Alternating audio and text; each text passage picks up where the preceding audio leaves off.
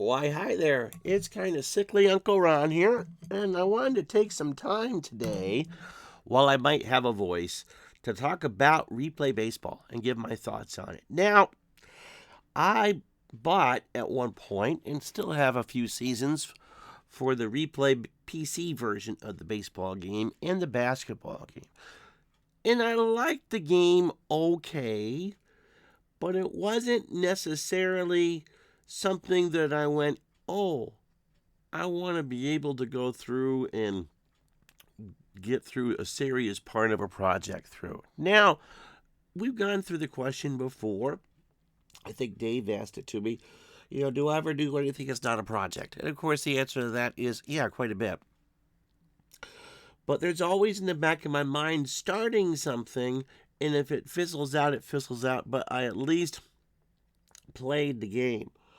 So I think I did a handful of games on the computer for 78 for replay, and it was okay. I can see where it's coming from with that, but not necessarily like, oh my goodness, this is gonna be my favorite baseball game ever. Blah blah blah blah blah blah blah. Flash forward to the death of Bob Uecker and Pete Ventura, the creator of the modern creator of replay baseball, um, released out into the wild for free the ebooks for 1964 and 1967. So if you had the rules, you could play and the charts, you could play those two seasons absolutely for free. So I downloaded them. And I knew somewhere along the line that I purchased the PDF of the rules and the charts. And so I searched through the whiny old hard drive of mine and found them. And so I pulled out 1964 and the charts and my trusty ball roller and played a game that New York Yankee pitcher Jim Bouton nearly no hit the Chicago White Sox and then promptly lost the game. At this stage of my gaming hobby, I am much more interested in playing cards and dice or computer versions of cards and dice games than just plain straight computer games. Although Action PC Baseball remains a favorite and all that. Um, and so when I started to deconstruct the game in my head as I'm playing it, I said I need to give this more of a chance. So I went to the website and looked to see what they had for ebooks as far instead of card sets, because card sets aren't really going to do me any good. I noticed he has a handful of seasons, not everything that he has in the game that he's produced over the years, but enough seasons that a couple grabbed my interest. So I bought 1978, which I haven't played with yet, and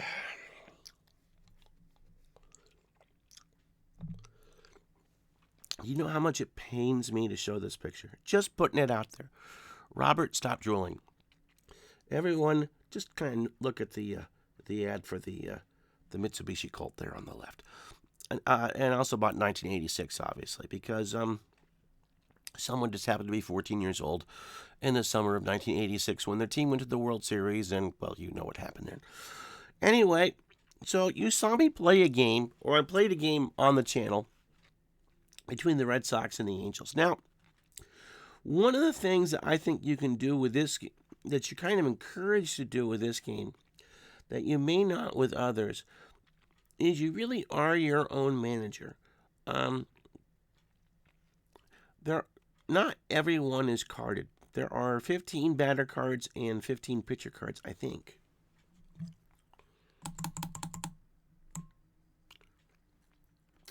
One, two, three, four, five.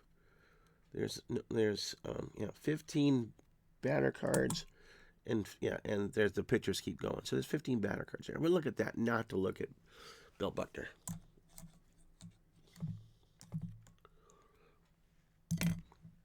So you get 15 batter cards and up to 15 pitchers cards.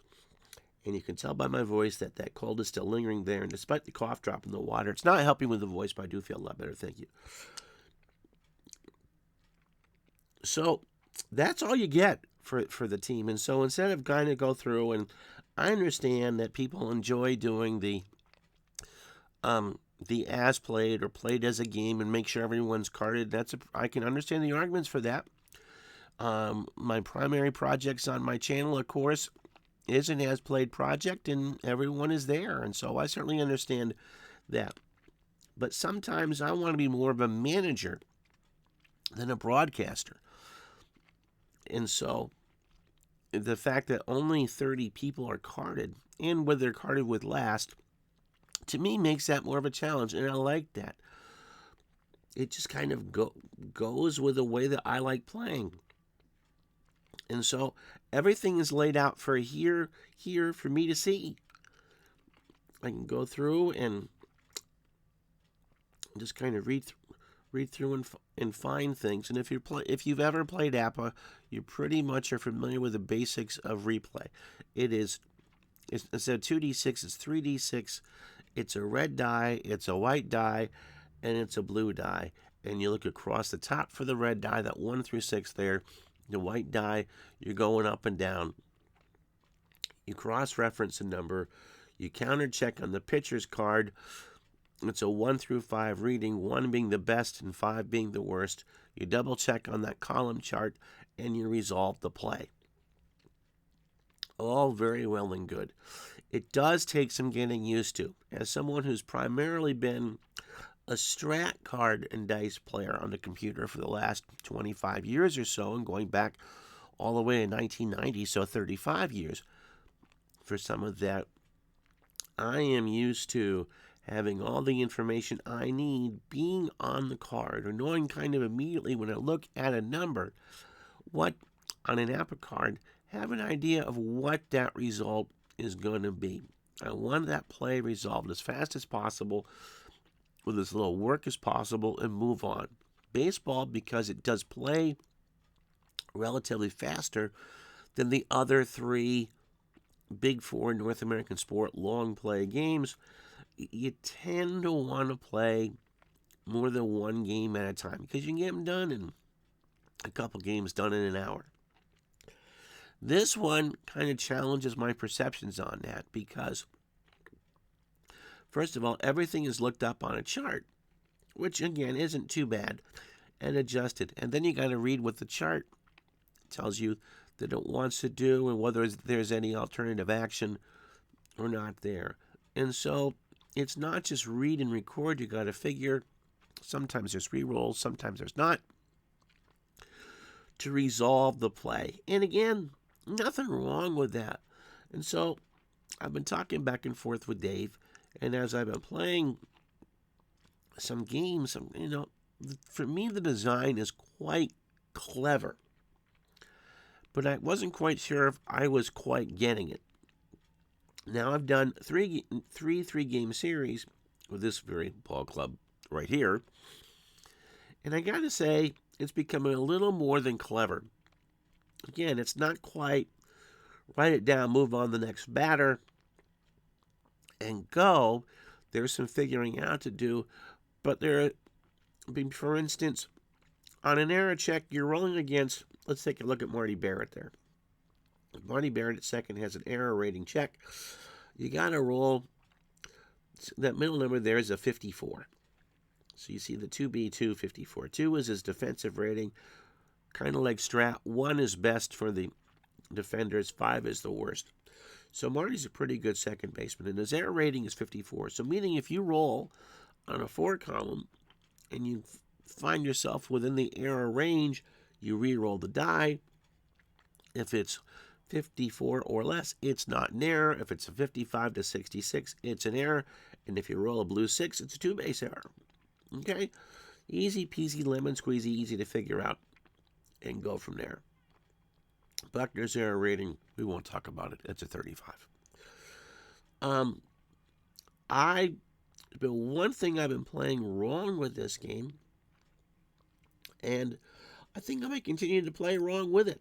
If you look at Spike Owen, if you look at his red 3, blue 2, or white 2, or black 2, you see the asterisk by it. Same thing, which means that that's a walk check, I believe. So if he reaches base on that 32 with the asterisk, that can be, if you choose to play that way, an automatic stolen base attempt. Now, I didn't quite read the directions for that. What I did instead was I looked at the jump chart, kind of like with Strat Super Advanced. So Spike Owens' speed rating is a 4. Let me go to some pictures here.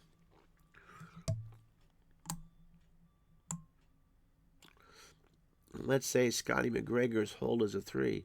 So I would go to cross-reference the 4 speed with a 3 hold, and then see on the jump chart whether he could beat the roll or not.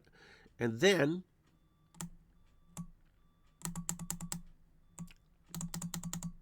again, this is going to make no sense. Read on the F column to see whether he stole the base or not, or if there was a pickoff throw or whatever. Again,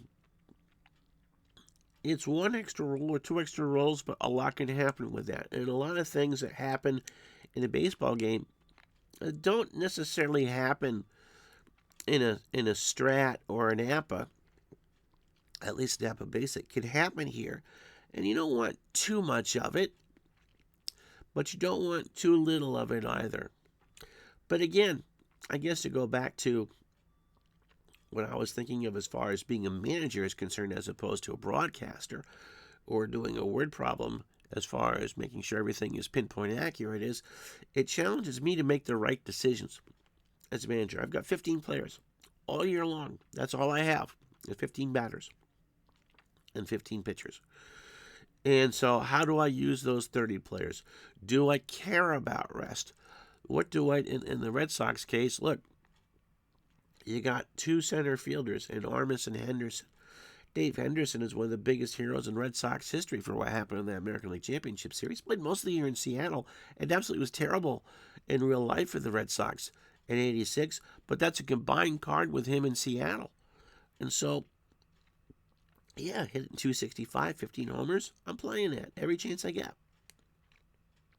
Armas isn't that great, defensively, but he did hit 264 and 400 at-bats.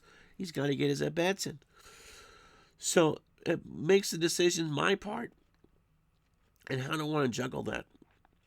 Mike Greenwell got carded, which I'm surprised because I don't remember him playing all that much. In fact, he pretty much was a pinch hitter. He was in 31 games and only had 35 at-bats. Same with Kevin Romine. I'm not quite sure where the heck I'd use him for. Maybe as a pinch hitter. So, again, my decisions on where I want to go and how I want to set the replay up. And so or project up. So what I've been doing is just kind of going down the line in some sort of order. I did 3 games at home against Baltimore and California. Then I go on the road for 3 in Cleveland and 3 in Detroit. And then I'll go do a couple on a home on a West Coast swing, or have Oakland and Seattle come in, and vice versa, and just kind of swing back and forth that way until I kind of move on. But I like the way the game is laid out. I like that there is enough variety, although the one thing that I probably would have done in the design on the batter's card is had that white die be a D10, so you get 10 different results instead of 6. It seems kind of limiting. Yes, I know APA is 36 results at any given time, and yes, it's 36 results here as well. But because all the columns, the red 1 through the red 6, mean something specific, for whatever that check is, you only have 6 possible results depending on before you get into the pitcher's grades. To me, that seems kind of limited, but so far it seems to work. Wade Boggs is going to hit pretty well, hitting over 400 for me right now, nearly going. Going to hit his fair share of doubles. Mark Sullivan actually had a couple clutch hits. Pitching. One of the things that this game was created for was to try to make It wasn't Pete Ventura that created the game, but the original designers of Replay wanted to do was make pitching matter more than the perception is in APBA Basic. So as we go to pictures,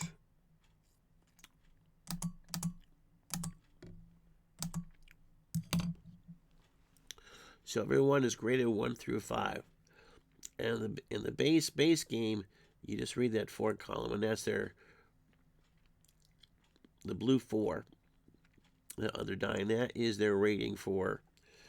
So you take that rating and you add it to the batters there, and so it gives pitchers essentially a 5-level rating out of the 6. That blue 4 are all defensive columns. You check the fielder's rating on that particular play and then see if there's an error or whatever. And it seems to work. What I'm tempted to do is just go with that base reading on a 4. So I don't have to go through the split readings and change that, just to make the game, to me, play a little bit faster. Although I've played it straight out, the 1 through 6 all the way through. And again, it's worked. I've changed some hits into outs, some outs into some hits, some potential base running situations into some strikeouts, and all that. And of course, the advantage of playing cards and dice as opposed to the computer version of a game is I can adapt the rules that I want to adapt. I don't do fatigue in games. Doesn't mean that pitchers pitch forever by any stretch of the imagination, but I want to make the determination what's best for me when I should pull a pitcher.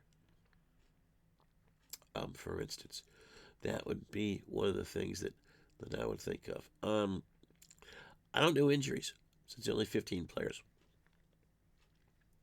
Again, I want to be able to control that. If I try not to overuse, but again, my universe, my rules. So I guess, long story short, I'm very, very happy with how this game is playing. I think it gives you enough immersion of that. There are some strengths. You can see the strengths and weaknesses for different players. I mean, the last time that Cam Boyd pitched for me, I don't think he got out of the third, which is realistic. I mean, you look at that record, 16-10 with an earned run average of about 4 and 200 innings, and he's going to eat a lot of innings. But there's going to be a couple starts over the course of the year where he is just going to be terrible. And same with Roger Clemens. His opening day start was horrible, but he pitched better in the second game. On the other hand, Tom Seaver's thrown a 2-hit shutout for me. So there's a good variation in the results. And sometimes, the game is well designed enough to know that if you're stuck pitching Al Nipper, that you're just holding on for dear life, hoping he can get you through 5 or 6 innings.